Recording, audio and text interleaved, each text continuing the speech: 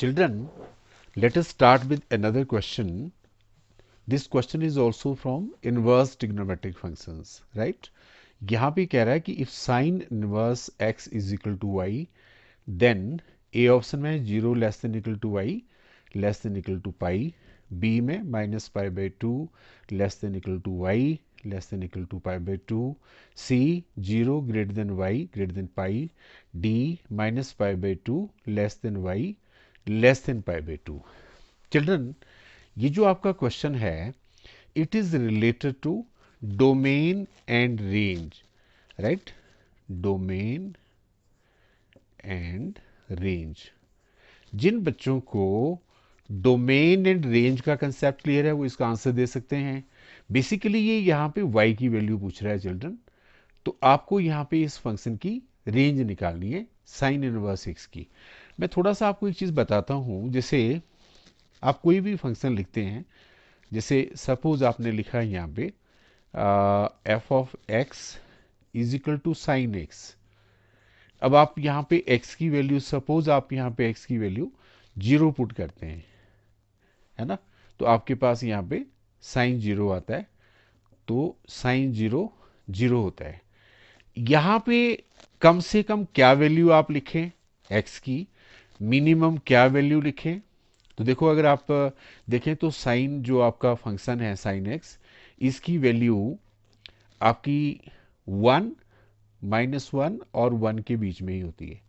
यानी minimum value sine x की -1 होती है, मैक्सिमम 1 होती है। तो यहाँ पे जो जो आपके पास यहाँ पे वैल्यू आ रही है -1 और 1, ये इसका रेंज है।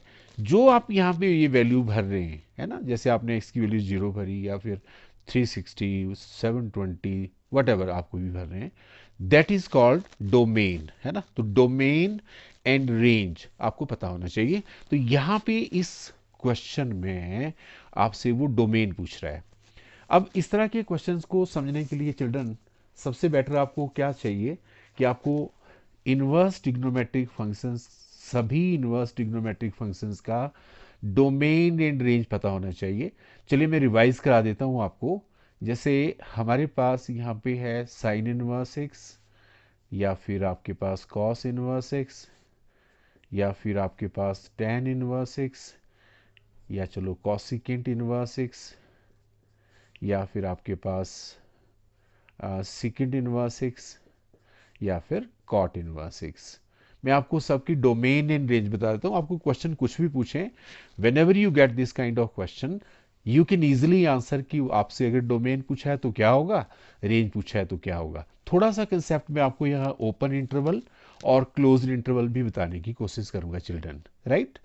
तो चलिए, जैसे ये आपका जो इनवर्स ट्रिग्नोमेट्रिक फंक्शन है, इनमें हम पहले देख लेते हैं कि डोमेन क्या होती है। आपको पता लग गया डोमेन क्या होती है, कि आप x की क्या वैल्यू ले सकते हैं।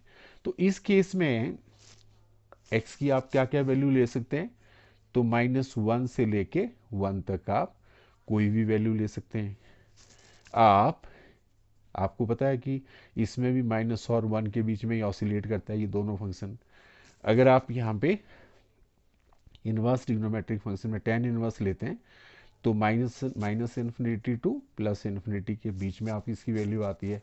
अगर आप कॉसिकेंट इनवर्स लेते हैं, ये देखो यहाँ पे ओपन इंटरवल है ये चिल्ड्रन, -1, क्लोज्ड इंटरवल, यूनियन, आपके पास है क्लोज्ड इंटरवल 1, इन्फिनिटी, और यहाँ पे फिर ओपन इंटरवल है।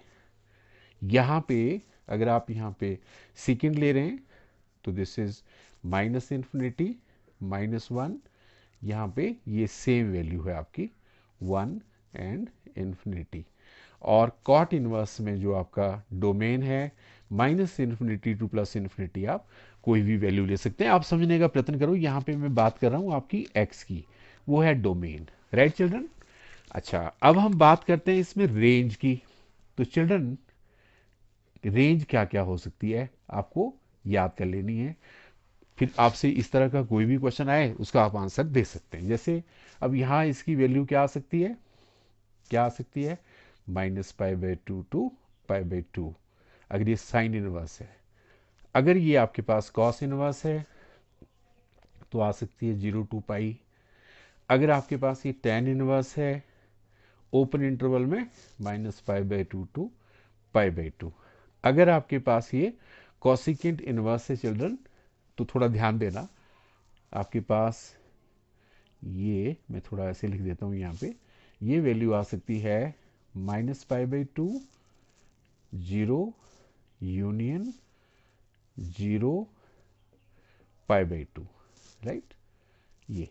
ये वैल्यू आ सकती है, ये इस तरह से, है ना। ओके, आपने ये ध्यान रखना है इसमें, ये दोनों वैल्यू आपने लेनी यहाँ पे लाइक दिस, ये मैं ऐसे लिख देता हूँ। और अगर आप ये वाला फंक्शन ले रहे हैं यहाँ पे सेकेंड इनवर्स, देखिए इसमें भी आपके पास ये दोनों वैल्यू आएगी, 0 π/2 यूनियन π/2 पाई, और ये वाला जो फंक्शन है इसमें 0 टू पाई ओपन इंटरवल में। तो आपका जो यहाँ क्वेश्चन था चिल्ड्रन, उसमें ये कह रहा है कि ये साइन इनवर्स फंक्शन है, तो आपके पास सीधे सीधे जो इसका आंसर है वो आप देख रहे हैं ये वाला। So answer to this question is this one. अब यहाँ थोड़ा सा मैं फिर आपको एक्सप्लेन कर देता हूँ चिल्ड्रन। देखो, एक आपका होता है क्लोज्ड इंटरवल ए बी। अब क्लोज्ड इंटरवल ए बी का मतलब होता है A less than equal to X less than equal to B. अब ध्यान रखना कि इसमें ए और बी दोनों इंक्लूड हैं अगर आप ये क्लोज्ड इंटरवल ले रहे हैं। अगर आप ये ओपन इंटरवल ले रहे हैं तो फिर आपके पास ये ए और बी इसमें इंक्लूड नहीं है, A less than X less than B है। अगर आप ये सेमी ओपन लेते हैं, जैसे ये देखो ये सेमी ओपन है, तो A less than X less than equal to B. अगर आप ये सेमी क्लोज ले रहे हैं चिल्ड्रन, ये this is semi open, this is semi open close, ये दिस इज सेमी क्लोज, है ना। This is A less than equal to X less than B, है ना। आप समझ रहे हो इस बात को। तो ये आपको एक तो इंटरवल का कंसेप्ट, क्योंकि यहाँ पे आप कंफ्यूज हो सकते हैं, लेस देन इक्वल टू कहाँ लगेगा। क्लोज्ड इंटरवल को आप बार ब्रैकेट से रिप्रेजेंट करते हैं और ओपन इंटरवल को ऐसे वाले ब्रैकेट से। So you should not be confused children. Domain और रेंज आप इन फंक्शंस का आपको अगर पता है तो इस तरह का कोई भी क्वेश्चन का आंसर आप इजीली दे सकते हैं। So I hope you enjoy mathematics. Mathematics is a very beautiful subject. Keep on learning it, keep on enjoying. Okay.